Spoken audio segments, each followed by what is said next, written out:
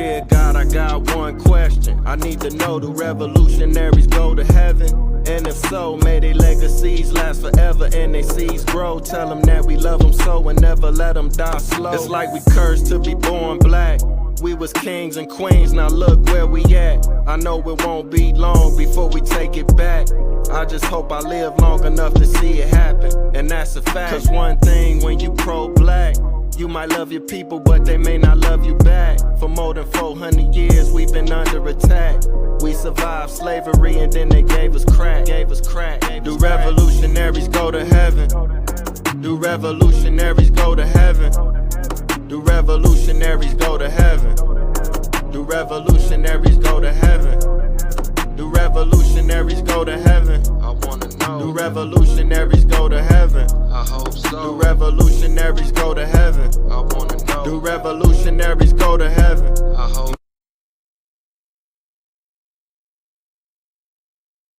Oh, okay, man. We're gonna get right into it. First and foremost, I want to thank you for coming on the platform. It's definitely an honor. You know, I was looking over your resume and checking out a lot of the work that you done put in, and man, you done went head to head with some of the best of them, some of the best lyricists on the planet. You know what I'm saying? Well, thank you. I appreciate that. Yeah, I felt, to be honest, I felt like I don't know what you how you like found your information. I don't know if you stumbled upon my YouTube channel or just saw any of my playlists. Have you ever saw any of the playlists I put together? Yeah, yeah. You had sent me the link, and I was checking out some of the interviews and stuff. I was checking out some of the tracks, some of the Okay. freestyles, and I want to kind of get into all of that. So I guess for Okay. the viewers, who may not recognize you, they may not be familiar with you. Let them know what your name is and definitely where you from. Well, my name is the Rhyme Inspector, Percee P. That's my title.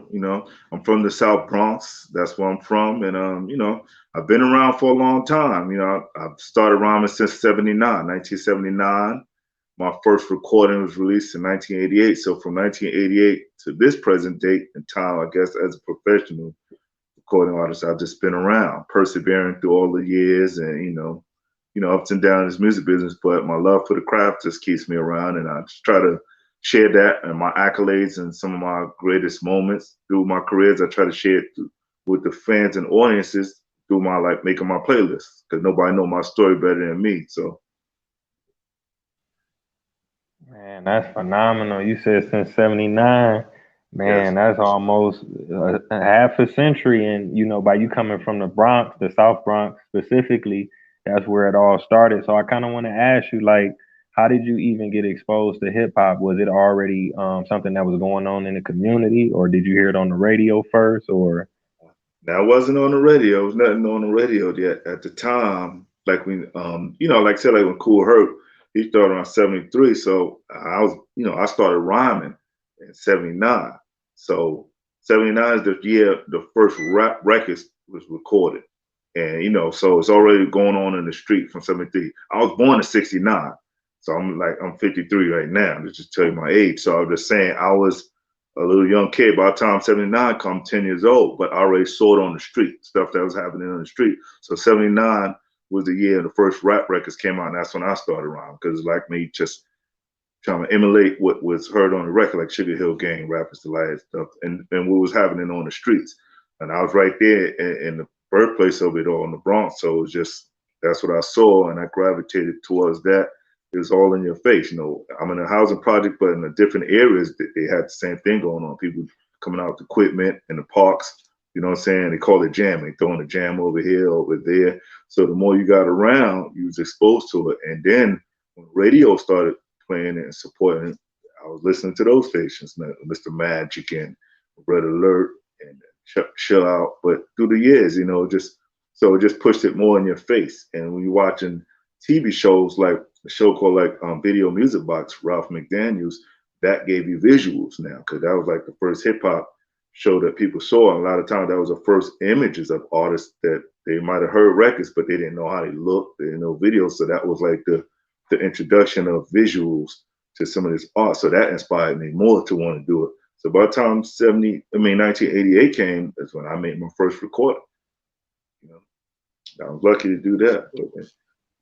Wow, that's a blessing, man, to be able to even, describe what hip hop was like before, it even came on the radio. Because the majority of us, if we're not from the Bronx or New York, that was our first, interaction with it. What's this on the radio or what's this on TV? But to just see all of these things transpire in your community, like you mentioned, Cool Hurt and so many other great ones that was in the Bronx. That's just amazing. So now I want to ask you this: when you first got into hip hop, did you start off rhyming, or were you DJing, or breakdancing, or doing graffiti, or all of it?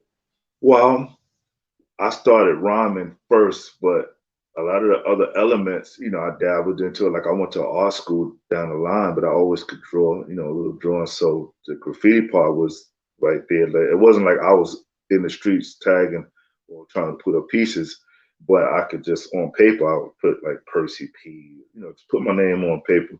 So, that, as far as that, because I already could draw, but as far as rhyming, I saw that happening from the jams in the parks. People just standing around rhyming. I saw how people gravitated towards the DJ equipment and people looking over shoulders to see who's on the mic. So that inspired me. The dancing part was just normal. I'm a black man. So, in our households, we played certain kind of songs until you learn how to dance. It wasn't like I was a dancer, like going in park jams trying to do electric boogie, they say pop rock and all that. I wasn't doing that, but it was just little things that you learn how to do when you was coming up at that era, like dancing like the robot and all that kind of stuff. So that was just a part of it, different elements. But yeah, the MCing was what I really gravitated towards, push my craft with that.